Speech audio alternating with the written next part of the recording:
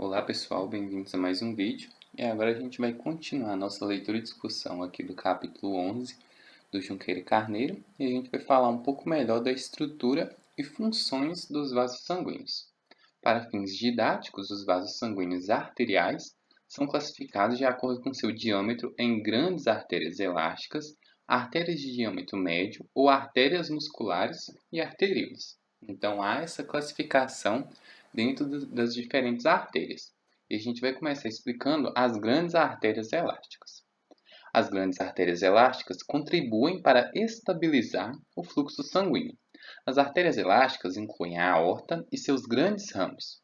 Esses vasos têm cor amarelada, decorrente do acúmulo de elastina na túnica média, figura 11.3 e 11.4. A gente tem aqui a figura 11.4, que mostra um corte transversal que mostra a parte de uma artéria elástica, artéria de grande calibre, mostrando uma túnica média bem desenvolvida, contendo várias lâminas elásticas. Primeiramente, então, a gente vê aqui a túnica íntima, com o destaque aqui para o endotélio, que a gente pode observar, voltado para o lumen do vaso. Então, é uma camada aqui, consideravelmente mais fina quando comparada com a túnica média. A gente vê a espessura bem maior da túnica média. E essa túnica média, nessa grande artéria elástica, ela é muito rica na lâmina elástica. Então, tem a elastina que forma essas lâminas elásticas que estão entremeadas ali entre o músculo elástico. Então, todo esse rosa mais clarinho aqui são lâminas elásticas que ajudam nesse processo da grande pressão que essas grandes artérias recebem. E por fim, mais externamente, a gente tem a túnica adventícia. As setas apontam o vaso vasório da túnica adventícia. É uma coloração de pararrosanilina azul de toloidina, em um médio aumento. Então, aqui na túnica adventícia, a gente pode ver o vaso dos vasos, que são os vasos vasórios, que são apontados pela seta como esses pequenos vasos sanguíneos presentes principalmente na túnica adventícia, mas a gente lembra que pode estar presente também em algumas camadas mais externas da túnica média. A camada íntima é rica em fibras elásticas, é mais espessa que a túnica correspondente de uma artéria muscular. Uma lâmina elástica interna, embora presente, não pode ser facilmente distinguida das demais lâminas elásticas existentes entre as camadas musculares que se seguem. Então, na camada íntima, a gente tem a presença da lâmina elástica interna, que é aquela lâmina que faz a divisão da túnica íntima com a túnica média. Entretanto, como a túnica média há a presença de várias lâminas elásticas, é muito difícil a gente distinguir qual exatamente que é essa lâmina elástica interna. Então, embora ela possa estar presente, a gente não consegue muito bem distinguir onde ela está. A túnica média consiste em uma série de lâminas elásticas perfuradas, concentricamente organizadas, cujo número aumenta com a idade. Há em torno de 40 lâminas no recém-nascido e 70 no adulto. Entre as lâminas elásticas situam-se células musculares lisas, fibras de colágeno, proteoglicanos e glicoproteínas. A túnica adventícia é relativamente pouco desenvolvida. Então aqui a gente viu a organização nessas três camadas, no caso da artéria elástica, das grandes artérias elásticas. Então, a gente tem a íntima, que tem a lâmina elástica interna, tem o seu endotélio. A gente tem a camada média, que é, em comparação com as outras, a camada maior, que é a presença de muitas lâminas elásticas. E isso é uma característica muito evidente desse tipo de artéria, dessas grandes artérias elásticas, sendo que com o decorrer da idade vai aumentando, Então, no recém-nascido tem menos lâminas e com o adulto vai ter mais lâminas. E a gente tem também a túnica adventícia, sendo que nesse caso a túnica adventícia é relativamente pouco desenvolvida. A túnica média das grandes artérias contém várias lâminas elásticas que contribuem para sua importante função de tornar o fluxo de sangue mais uniforme. Durante a contração ventricular, a sístole, a lâmina elástica das grandes artérias está distendida e reduz a variação de pressão. Durante o relaxamento ventricular, na diástole, a pressão no ventrículo cai para níveis muito baixos, mas a propriedade elástica das grandes artérias elásticas ajuda a manter a pressão arterial. Como consequência, a pressão arterial e a velocidade do sangue diminuem e se tornam menos variáveis à medida que se distanciam do coração. Então, a presença, dessas lâminas elásticas, como o próprio nome diz, elástico, tem esse aspecto de conseguir estender e retornar, ela consegue ajustar esse fluxo de sangue.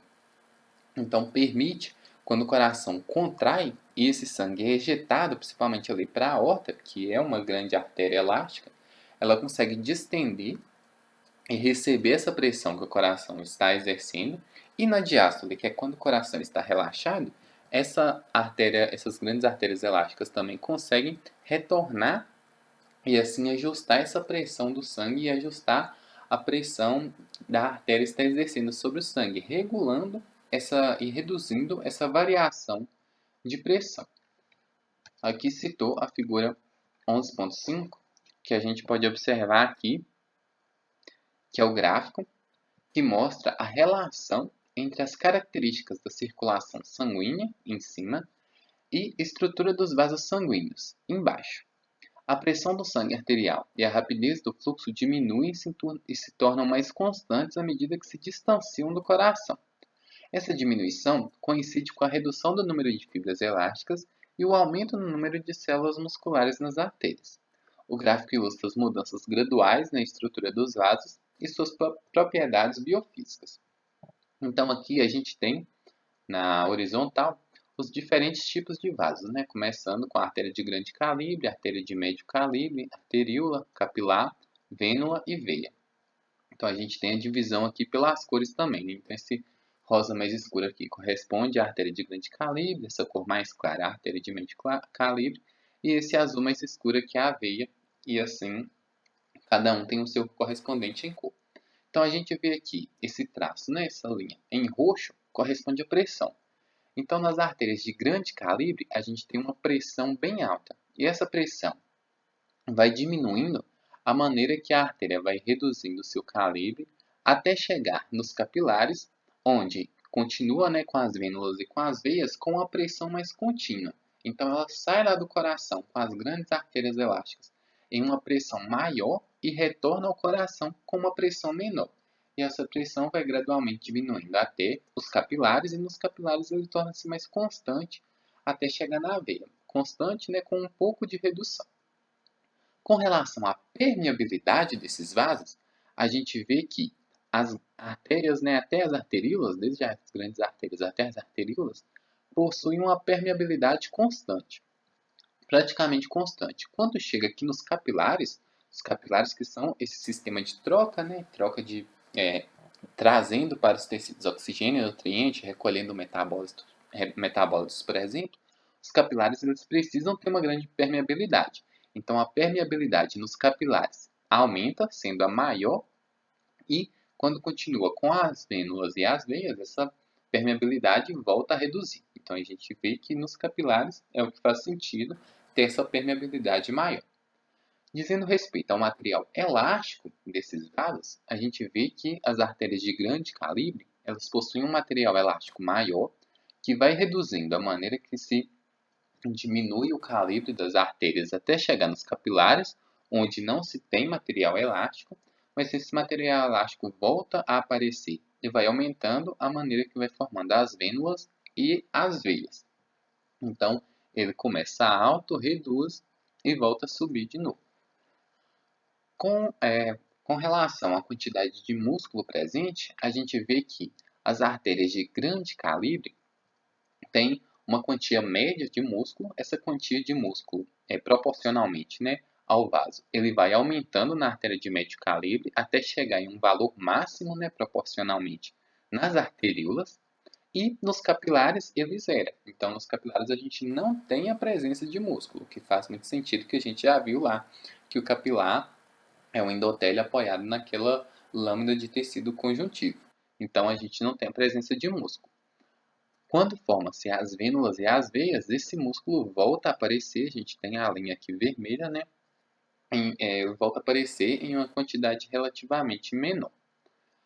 Com correspondência à área total a gente vê que a área total somada, né, de todas as artérias, no caso de grande calibre.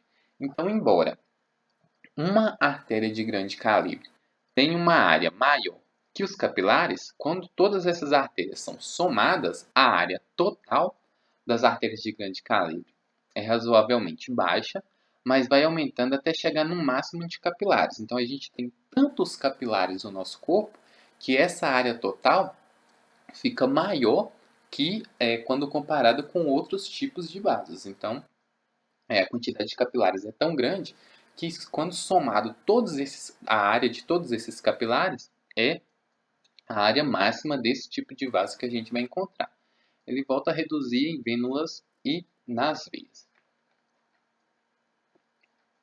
A gente vai falar um pouco da histologia aplicada que é trazida nesse quadro.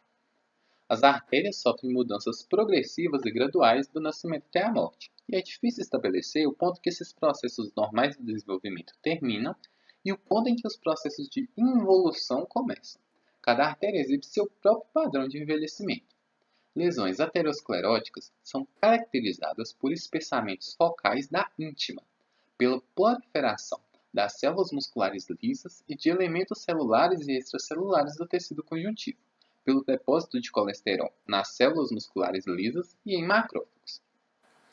Quando fortemente carregadas de lipídio, essas células são chamadas de células espumosas e formam placas de gorduras visíveis macroscopicamente que caracterizam a aterosclerose. Então aqui a gente está vendo que o processo de envelhecimento ele vem acompanhado de modificações nesses vasos. Uma lesão que a gente pode encontrar são as lesões ateroscleróticas. Então, a presença principalmente de colesterol em células musculares e macrófagos permite a formação dessas células espumosas e a formação dessas placas de gordura.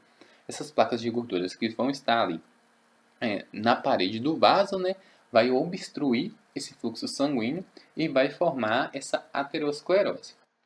Essas alterações podem estender-se até a porção interna da túnica média, e o espessamento pode tornar-se tão desenvolvido a ponto de obstruir o lumen do vaso. As artérias coronárias estão entre as que apresentam maior predisposição para desenvolver a aterosclerose. Acredita-se que o espessamento uniforme da íntima seja um fenômeno normal do envelhecimento. Então, por isso que é tão comum a ocorrência de infartos por aterosclerose, porque as artérias coronárias, que são aquelas artérias que são responsáveis pela irrigação do coração, elas têm uma maior predisposição para ocorrer a aterosclerose. E com o processo de envelhecimento vai ocorrendo esse espessamento da camada íntima, que é um fenômeno normal. Por isso que indivíduos mais velhos têm também uma maior chance do desenvolvimento da aterosclerose quando comparados com indivíduos mais novos. Claro que isso envolve também uma variabilidade de outros fatores, tanto genéticos como ambientais, né? Tipo de alimentação, o hábito de fumar e vários outros, para a geração da placa aterosclerótica.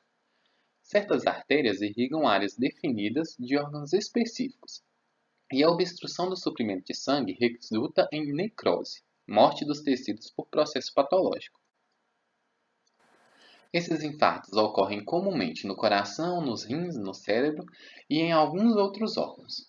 Em outras regiões, como a pele, as anastomoses arteriais são frequentes e a obstrução de uma artéria não conduz à necrose do tecido, porque o fluxo de sangue é mantido. Então, algumas artérias elas vão causar mais danos ao serem obstruídas. E com a interrupção do fluxo sanguíneo, que pode ocorrer, por exemplo, por uma aterosclerose, mas também por outros fatores, essa interrupção de sangue vai resultar na necrose, que vai ser a morte do tecido. Como ali naquele tecido não vai estar chegando oxigênio, não vai estar chegando nutrientes e não vai estar sendo recolhidos os metabólitos, as células que deveriam estar recebendo aquele sangue, que não estão recebendo, elas vão morrer e entrar nesse processo necrótico. E isso é um processo de infarto, né? Ocorre comumente no infarto e pode ocorrer infarto em diferentes órgãos. A gente geralmente escuta sendo muito comum no coração, mas pode ocorrer também infarto dos rins, do cérebro e de vários outros órgãos. Principalmente órgãos onde não há muito presente a circulação anastomótica, porque a pele, por exemplo, os vasos são muito interligados entre si. Então, se interromper um ponto ali de um vaso, os outros vasos que estão interligados conseguem suprir aquela área. Entretanto, alguns órgãos, quando o fluxo sanguíneo para esses órgãos é interrompido, esse processo anastomótico pode não ser suficiente para suprir toda aquela área que aquele vaso irrigava. E assim inicia o processo de morte desse tecido, que é a necrose. Quando a túnica média de uma artéria é debilitada por um defeito embrionário, doença ou lesão, a parede da artéria pode dilatar-se extensivamente. Quando esse processo de dilatação progride, pode transformar-se em um aneurisma. A ruptura do aneurisma tem consequências graves e pode causar a morte. Então, a túnica média pode apresentar alguns defeitos, seja ele defeitos embrionários, defeitos decorrentes de outras doenças ou de outras lesões, e essa artéria pode começar a se dilatar. Então, essa artéria, nesse certo ponto, ela vai aumentar a sua área naquele ponto específico. Essa dilatação vai causando a fragilidade desse vaso, e isso pode gerar, né, o aneurisma. Esse vaso pode chegar a um ponto de ficar tão frágil que ele se rompe. E quando ele se rompe, ele vai ter consequências muito graves, principalmente relacionadas ao órgão, né, onde aquele aneurisma está presente, e também a quantia de sangue que se está perdendo naquele processo ali. Então, é um processo muito grave que pode causar, inclusive, a morte. Agora a gente vai falar um pouco melhor dos corpos carotídeos. Os corpos carotídeos são pequenos quimiorreceptores sensíveis à concentração de dióxido de carbono e oxigênio no sangue, encontrados perto da bifurcação da artéria carótida comum. Então, aqui na região do pescoço, a gente tem as artérias carótidas comuns e elas se bifurcam em artéria carótida interna e externa. Nessa bifurcação, próxima a essa bifurcação, né, é onde vai estar presente grande quantidade de corpos carotídeos, que são receptores, nesse caso são quimiorreceptores, que vão perceber a concentração de CO2 ou de oxigênio no sangue e vão levar, né, sinais adequados de acordo com essa concentração estando alta ou baixa. Essas estruturas são ricamente irrigadas por vasos capilares fenestrados que envolvem as células do tipo 1 e as do tipo 2. As células do tipo 2 são células de suporte, enquanto as células do tipo 1 contêm numerosas vesículas que armazenam dopamina, serotonina e epinefrina. Figura 11.6a e b. A maioria dos nervos do corpo carotídeo são fibras aferentes, levam impulsos ao sistema nervoso central. Então, desses receptores, né, partem fibras e essas fibras podem conter esses neurotransmissores, né, como a dopamina, a serotonina, a adrenalina, que vão gerar efeitos onde quer que esses neurotransmissores vão agir. Os corpos carotídeos são sensíveis à baixa tensão de oxigênio e à alta concentração de gás carbônico e ao pH do sangue arterial.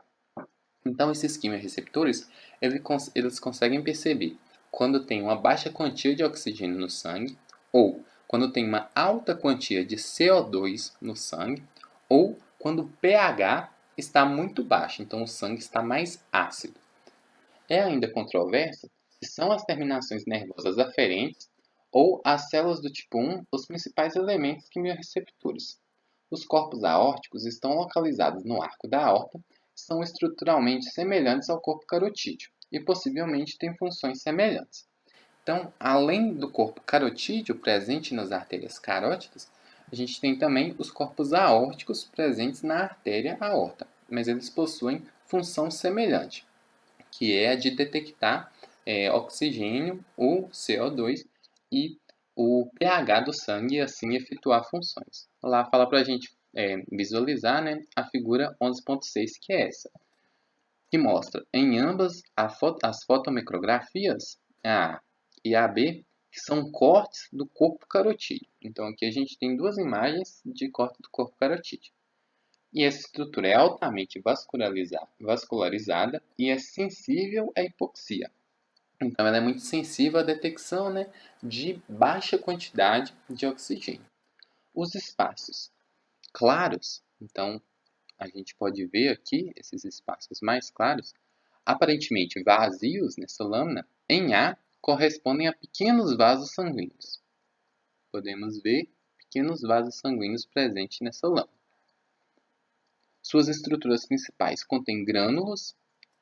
A gente visualiza aqui com os asteriscos a presença desses grânulos presentes nessas células. Composição central densa, contendo catecolaminas, e são envolvidas por células de sustentação semelhantes às células da glia. Então, a gente tem esses quimiorreceptores e ao redor deles a gente tem a presença de células que dão essa sustentação. A seta indica um pericito envolvendo o endotélio de um capilar sanguíneo. E essa coloração feita é uma coloração de para-rosanilina a azul de toluidina, A em um pequeno aumento e B em um médio aumento. Então aqui, indicado pela seta, a gente tem um pericito. Esse pericito está envolvendo um vaso sanguíneo que está aqui presente o lúmen dele, né, com as células que estão formando esse vaso sanguíneo. Então a gente tem os quimiorreceptores e as vesículas presentes no citoplasma dessas células. Agora a gente vai falar um pouco melhor do seio carotídeo. A gente falou dos corpos carotídeos e dos corpos aórticos e agora a gente vai falar dos seios carotídeos.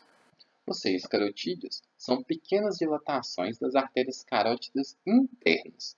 Esses seios contêm barorreceptores que detectam variações na pressão sanguínea e transmitem essa informação ao sistema nervoso central. Então é muito importante a gente não confundir corpo carotídeo com seio carotídeo. O corpo carotídeo a gente viu que detecta variações de oxigênio, CO2, pH. Já o seio carotídeo, e lá no corpo carotídeo contém os quimiorreceptores. Aqui no seio carotídeo a gente tem a presença dos barorreceptores. Baro já traz esse aspecto para a gente de relação com pressão.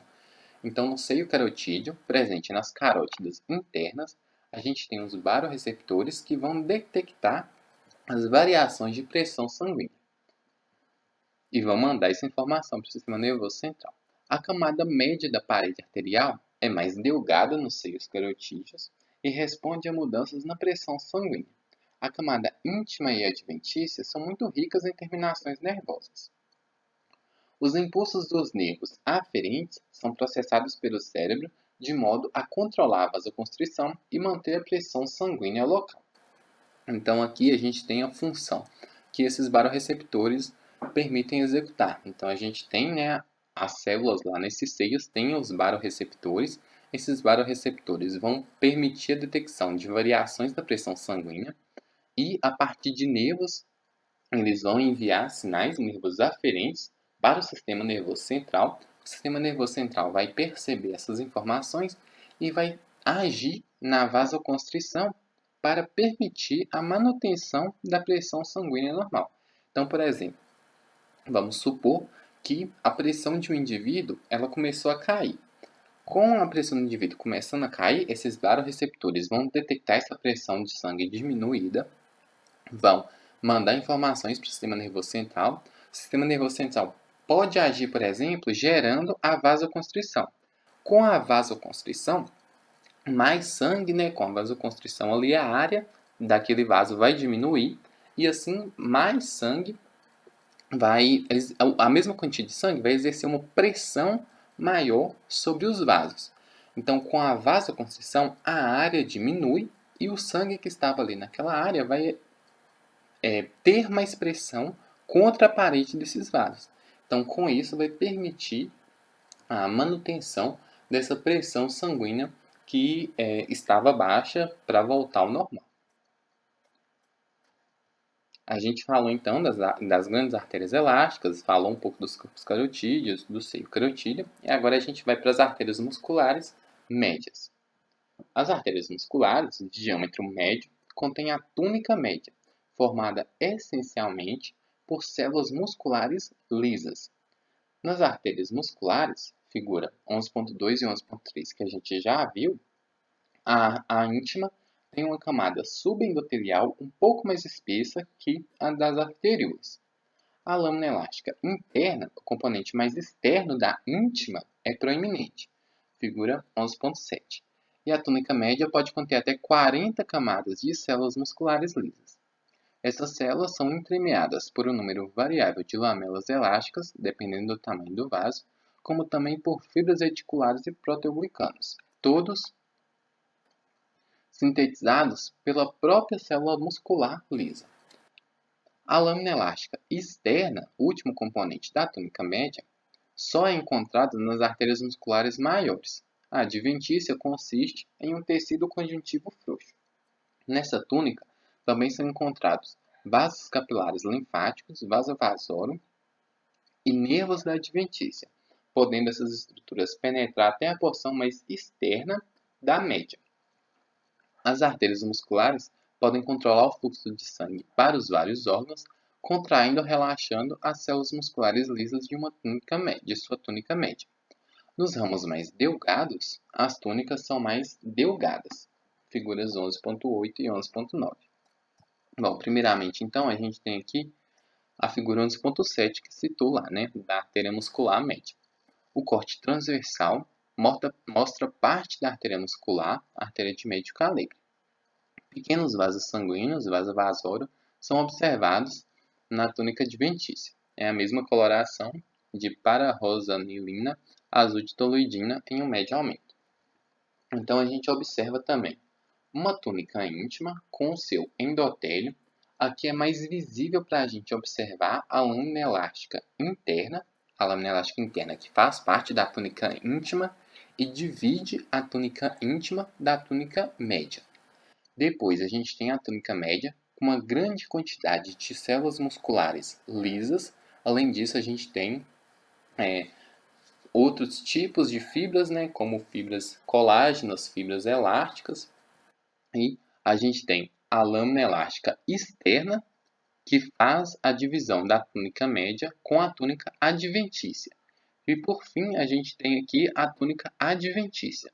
Nessa túnica adventícia, a gente pode ter, né, vaso vasorum, que são aqui a gente mostrado como os pequenos vasos sanguíneos.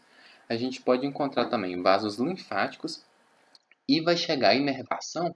E essa inervação, chegando através da túnica adventícia, ela pode atingir a túnica média. E atingindo a túnica média, ela permite a regulação da contração dessas células musculares lisas desse vaso, permitindo a vasoconstrição ou a vasodilatação desses vasos.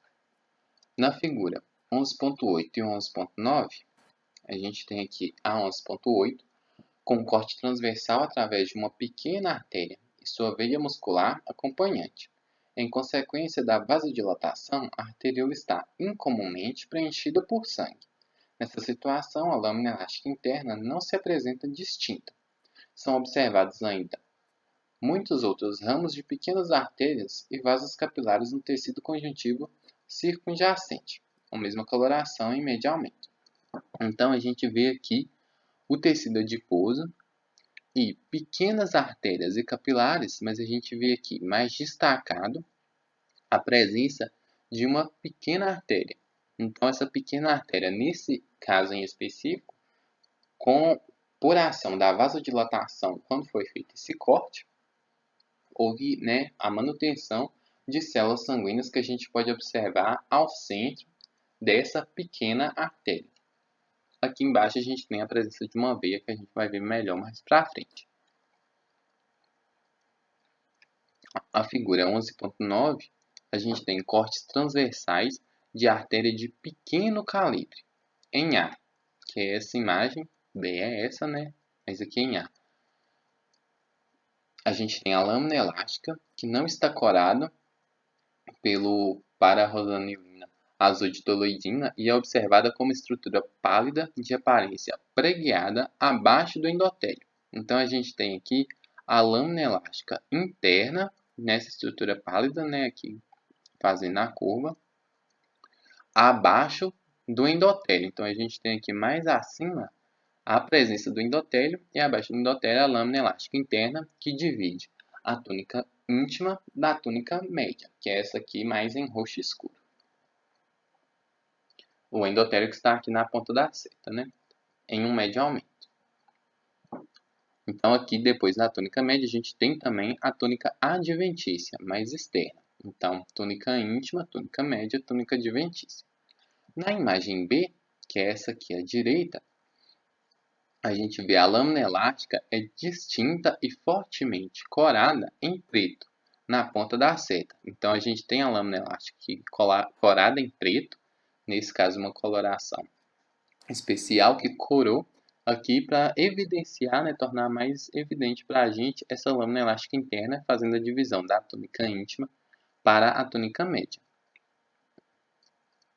Após coloração pelo método de tricômico de Gomori, em um pequeno aumento. Então, a gente tem acima dessa lâmina elástica interna o endotélio, abaixo do endotélio a gente vai ter geralmente uma membrana basal ali, e a gente tem a lâmina elástica interna que divide da túnica média. Na túnica média a gente tem principalmente a presença de células musculares lisas e outras fibras também, como fibras elásticas, fibras colágenas, e mais externamente a gente tem a adventícia circundando essa túnica média.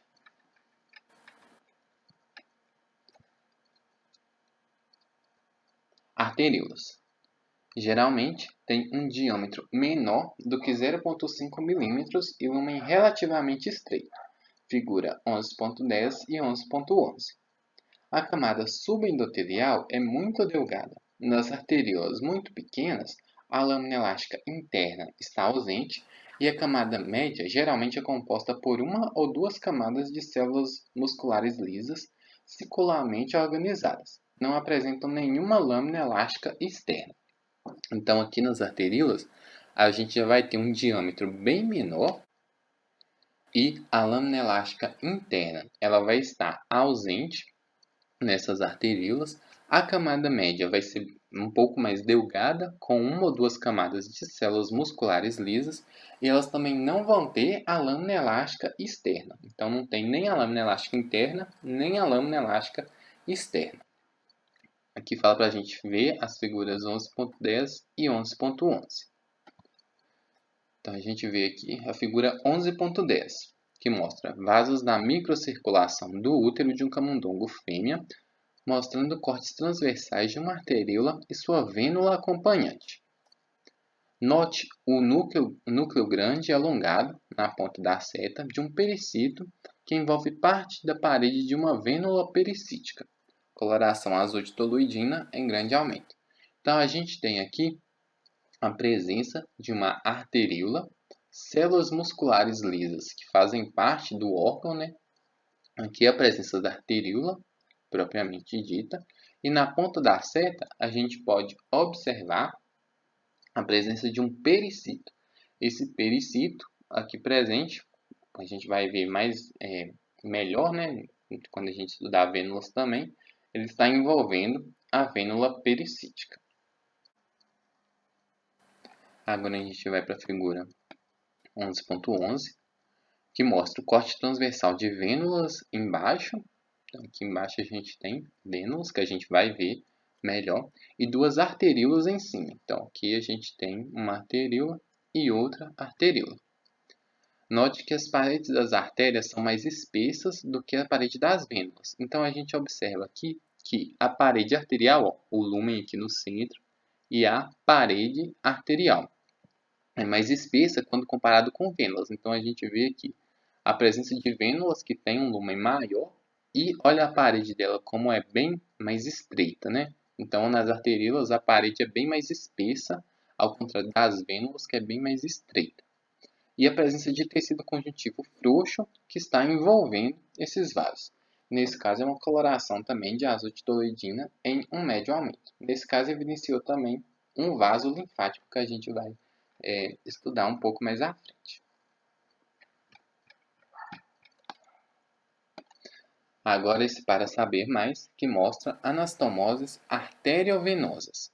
As anastomoses arteriovenosas são comunicações diretas entre arteríolas e vênulas. Então a gente lembra que normalmente o que acontece é uma arteríola, um capilar e a continuação com uma vênula.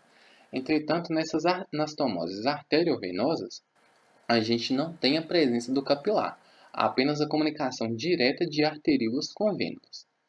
O diâmetro do lúmen dos vasos da anastomose varia com a condição fisiológica do órgão. Mudanças no diâmetro desses órgãos regulam a pressão sanguínea, o fluxo, a temperatura e a conservação de calor em determinadas áreas do corpo. Além dessas conexões diretas entre arteríolas e vênulas, existem estruturas mais complexas, como os glomera, singular glomos, que se localizam principalmente na ponta dos dedos, no leito das unhas e nas orelhas. Quando a arteríola penetra a cápsula de tecido conjuntivo do glomos, perde a membrana elástica interna e desenvolve uma parede muscular espessa e lúmen estreito. Há indicações de que essas anastomoses arteriovenosas participem de fenômenos fisiológicos como a regulação do fluxo de sangue local e da pressão sanguínea. Todas as anastomoses arteriovenosas são ricamente inervadas por terminações nervosas simpáticas e parasimpáticas.